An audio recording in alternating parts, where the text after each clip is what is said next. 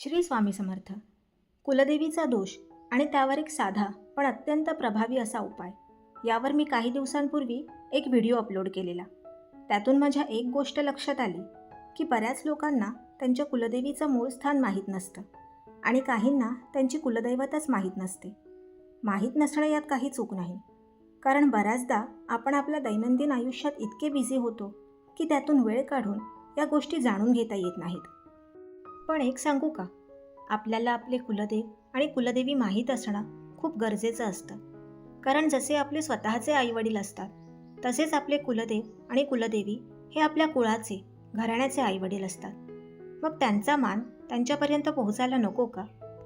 मी सांगितलेला उपाय अगदी साधा होता, अवाजवी, न परवडणारा असा नव्हता.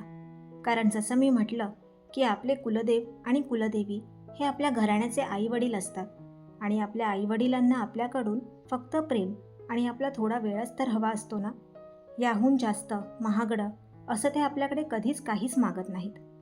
आता प्रश्न हा की जर आपल्याला त्यांचं मूळ स्थान माहीत नसेल तर, किंवा आपल्याला आपले कुलदेवच माहीत नसतील तर काय करावं? मूळ स्थान माहीत नसेल तर तुमच्या घरातल्या वडीलधाऱ्यांकडे किंवा तुमच्या गावातली जुनी माणसं, तिथल्या मंदिरातले गुरव किंवा पुजारी यांच्याकडे तुम्ही चौकशी करू शकता. आणि तिथूनही काही नाही समजलं तर मग तुम्ही राहता त्याच्या जवळपास जर तुमच्या कुलदेवतेचं मंदिर असेल तर तिथे जाऊन तुम्ही तिची ओटी भरू शकता.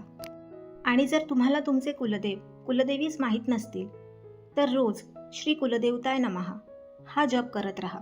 तुमची कुलदेवी कोणत्या ना कोणत्या मार्गाने तिच्या मूळ स्थानापर्यंत तुम्हाला घेऊन जाईल. आणि हो, हे मी स्वतःच्या अनुभवावरूनच सांगते. मला स्वतःला माझी कुलदैवत तिच्या मूळ स्थानापर्यंत माझ्या नकळतच घेऊन गेली आहे. आजचा हा व्हिडिओ फक्त ही माहिती देण्यासाठीच बनवला आहे. श्री स्वामी समर्थ. श्री कुलदेवताय नमः.